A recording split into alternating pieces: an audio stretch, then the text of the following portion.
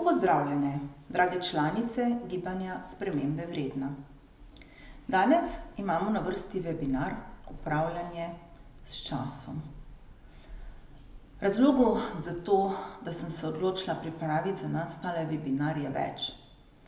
Pred kratkim pa sem naletela na rezultate raziskav v slovenskem poslovnem svetu, ki so v bistvu zelo zaskrbljujoči.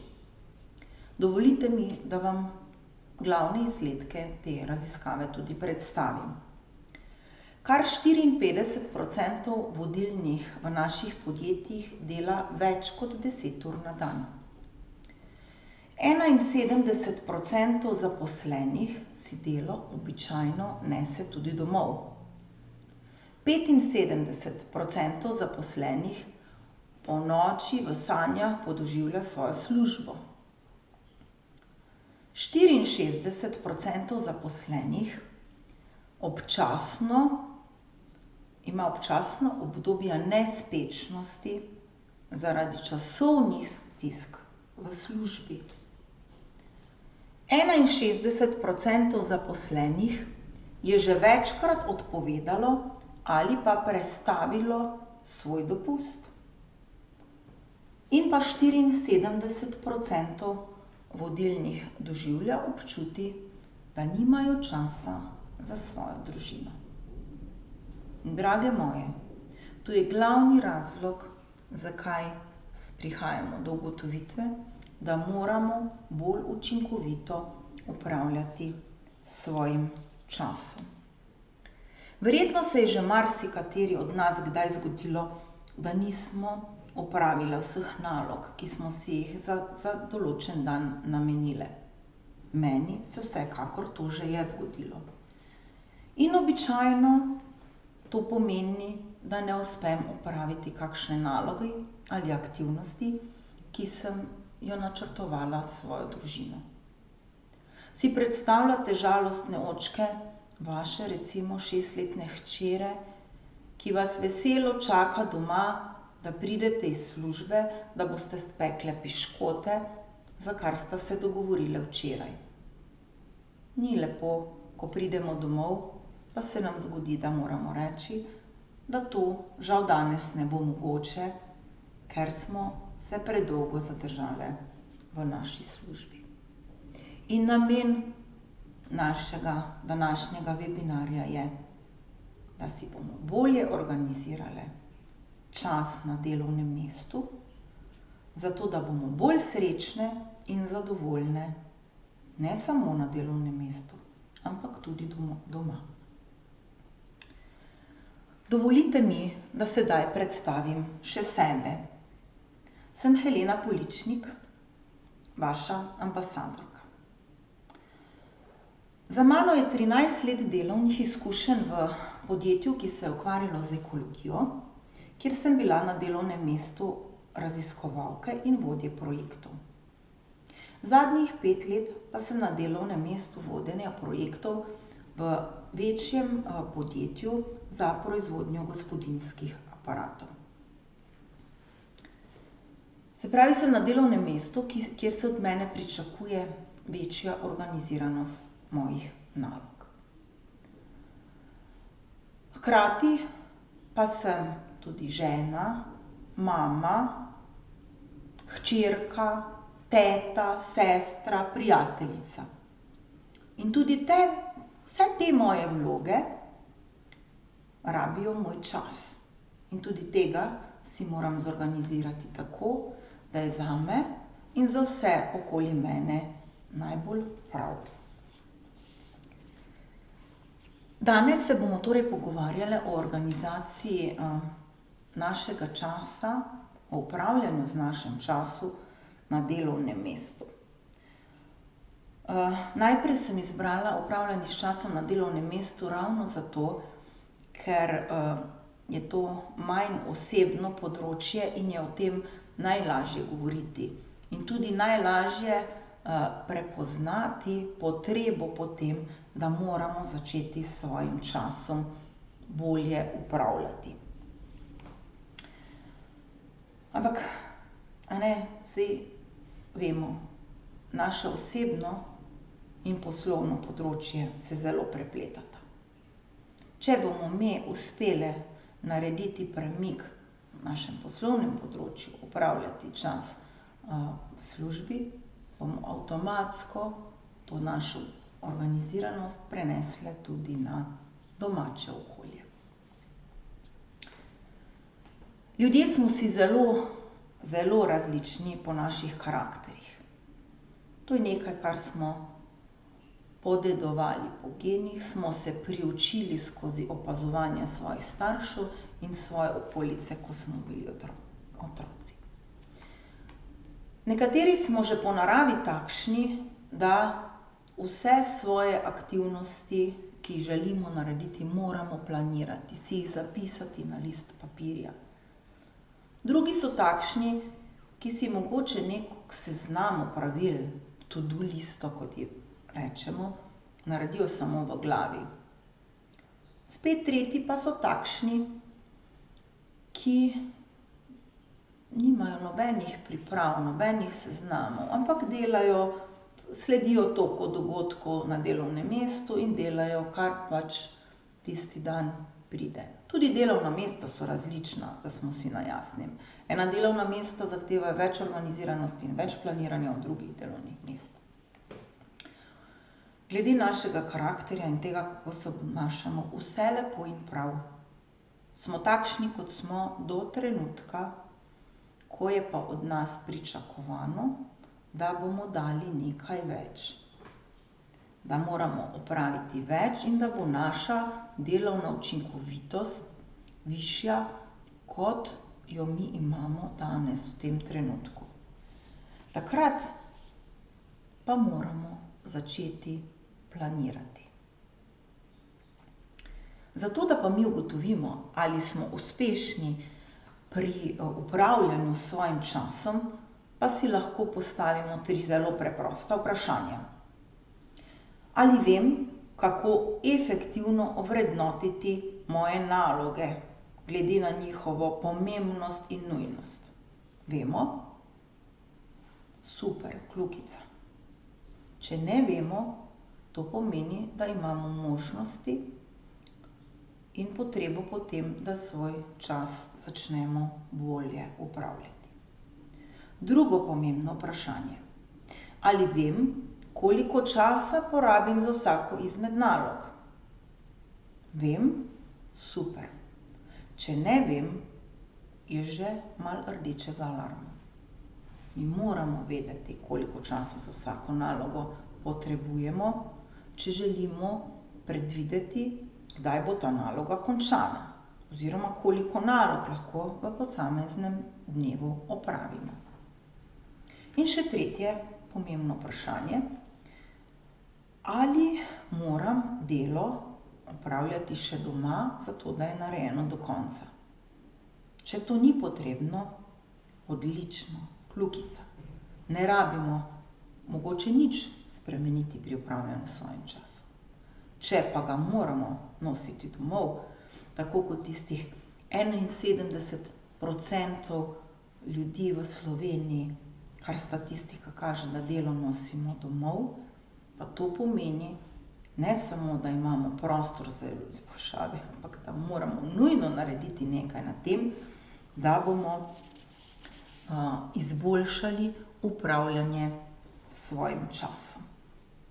Se pravi, prvi korak je, da mi začutimo, da spoznamo, da imamo potrebo po tem, da začnemo s svojim časom bolje upravljati. To je pomembno. In kot se tega zavemo, potem lahko pristopimo, naredimo prve korake k temu, da se bomo spremenile.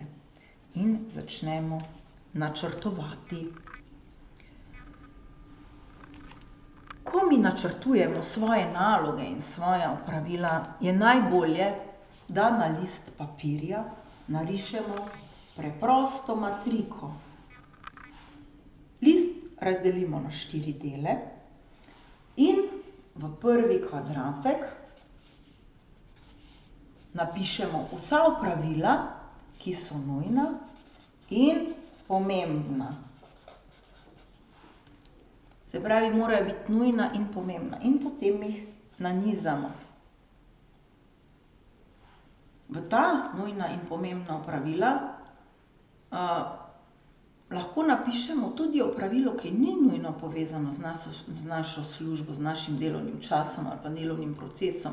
Če mi moramo otroka peljati k zdravniku ob 12, se pravi sredi našega delovnega dneva, ker ima gips, pa moramo iti na kontrolo, seveda tudi to moramo tule noter napisati. In vsa ta nujna in pomembna opravila so tista, ki se jih bomo v delovnem dnevu lotili najprej. Nič drugega ne bomo delali kot to, dokler ne bomo imeli tukaj vseh kljukic. Šele potem bomo šle v drugo rubriko nujno, pa ni tako pomembno. In bomo ta seznam napisali. Bomo potem šle malo skozi primere, kako bi to lahko bilo. Po logiki, če imamo to nujno pomembno, nujno nepomembno, sledi to ni nujno, je pa pomembno. In spodaj ni nujno in ni pomembno. Tukaj so stvari, ki jih zelo verjetno sploh ne bomo delali. To je taka zelo preprosta matrika, ki jo moramo narediti za vsak dan. Da pa mi to nujnost in pomembnost lahko naredimo, seveda pa moramo poznati tudi moramo poznati prioritizirati, se pravi razvrstiti po pomembnosti vse naloge, ki jih moramo opraviti. Tukaj pa je zelo odvisno od našega delovnega mesta, kakšne prioritete imamo. Ali si jih vedno določamo sami, ali nam jih določa mogoče kdo drug.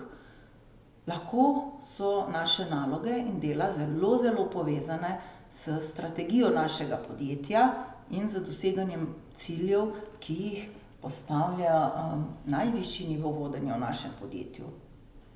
Če delamo na večjih projektih, recimo v podjetju, zagotovo moramo vedeti, kateri projekt je v našem podjetju trenutno najbolj pomemben, najvišji na tej lestvici pomembnosti. Potem imamo opravila, ki so vezana na različne deadline, se pravi, imajo mejnike, in tudi tista opravila seveda so nujna in pomembna, če je mejnik za dokončanje nekatere naloge danes ob 12. Tudi če nam tista naloga ni všeč, pa bi raje delali nekaj drugega, to moramo vedeti. Da pa mi vse te naloge lahko razvrstimo, katere so nujne in pomembne za naš dan, pa seveda moramo težiti k temu, da jih napišemo toliko, da jih bomo v 8 urah lahko naredili. Se pravi, zelo pomembno je tudi, da za vsako nalogo natančno vemo, koliko časa nam bo vzela. To informacijo pa pridobimo z izkušnjami. Več izkušenj, kot imamo, bolj vemo, sicer smo tudi hitrejši pri opravljanju naloge, ampak tudi vemo, kaj lahko naredimo. Zato je pomembno, da starejši zaposleni z več izkušnjami, izkušnje predajamo tudi na mlajšo generacijo, ker skupaj zmoremo več. In takrat, ko mi delimo svoje znanje tudi z mlajšimi, vidimo, da lahko tudi nujno, ampak manj pomembno nalogo v določenem trenutku prenesemo na katerega od našega sodelavca. če imamo mi recimo pomemben sestanek danes ob 12. Za ta sestanek moramo pripraviti še 5 točk, 5 različnih gradiv, pa mi vemo, da za vsako od teh nalog potrebujemo malo več kot 1 uro časa, potem vseh teh 5 nalog ne bomo mogli opraviti same. In je pomembno, da vemo, katera od teh nalog je nujna, ampak malo manj pomembna in bomo zato prosili enega od naših sodelavcev, da nam to gradivo pripravi.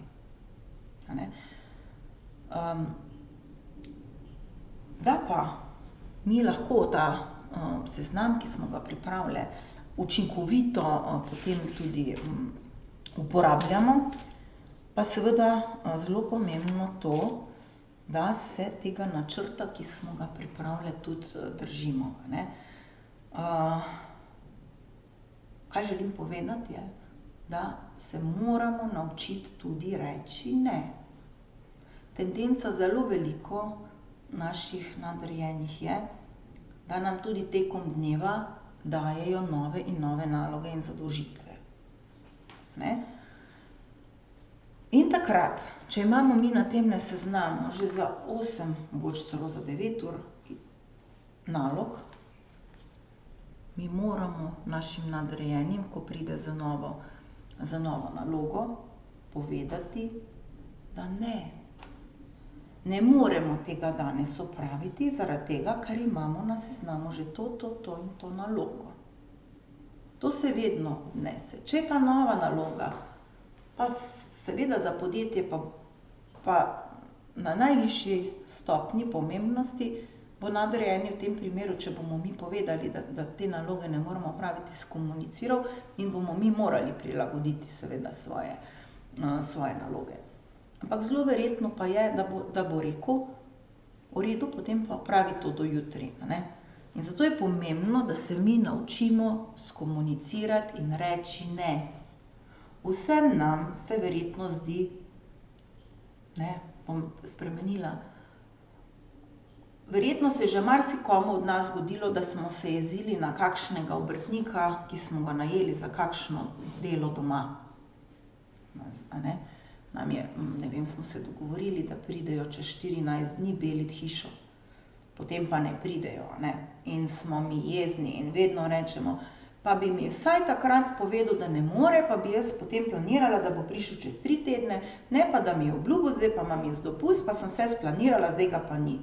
Se pravi, za vse to se nam nekako, mi pričakujemo, ali pa vsaj veliko nas pričakuje, da bodo obrtniki odkriti do nas, pa da nam bodo povedali, da nečesa ne morejo takrat narediti. Ja, tudi mi moramo biti odkrite do naših nadrejenih, če od nas zahtevajo neko delo, za katerega mi že zdaj vemo, da ga ne moremo opraviti. Ampak to bomo pa vedeli samo, če bomo sistematično sezname nalog napisali.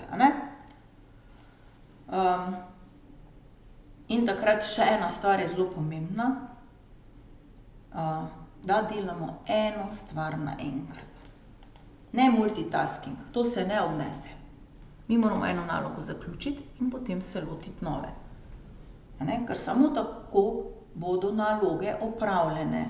Če bomo skozi delali vsakega pomal, bomo zelo težko imeli pod nadzorom tako čas, ki je za določeno nalogo potreben, kot tudi bolj bomo zmedene pri tem, v kakšni fazi je že naloga, kdaj bo končana in koliko še sploh imamo za narediti. Tako da to je zelo, zelo pomembno, da eno nalogo naenkrat. Seveda pa si moramo med posameznimi nalogami vzeti tudi kratke pavze. Mi ne moramo 8 ur skozi nekaj delati in biti zbrane. Zdaj, te pavze pa morajo biti dovolj kratke, seveda, da ne trajajo predolgo in pa morajo za nas, da smo potem zmotivirani za naprej. Tako, da ne bom predolga za danes, se pravi, ko prepoznamo potrebo po tem, da svoj čas bolje upravljamo, nas čaka trdo delo. Prvi korak je to zavedanje, drugi je vztrajnost in samodisciplina. Nič nam ne pomaga, če mi še tako dobre sezname nujnih nalog pripravimo, če se potem teh seznamov ne držimo. In moramo biti zelo, zelo samodisciplinirani. Kajti takrat, ko se mi odločimo, da bomo začele bolje upravljati s svojim časom, v bistvu spreminjamo svoje navade. In za spreminjati svoje navade rabimo veliko časa in veliko samodiscipline in volje, da do sprememb teh navad pride.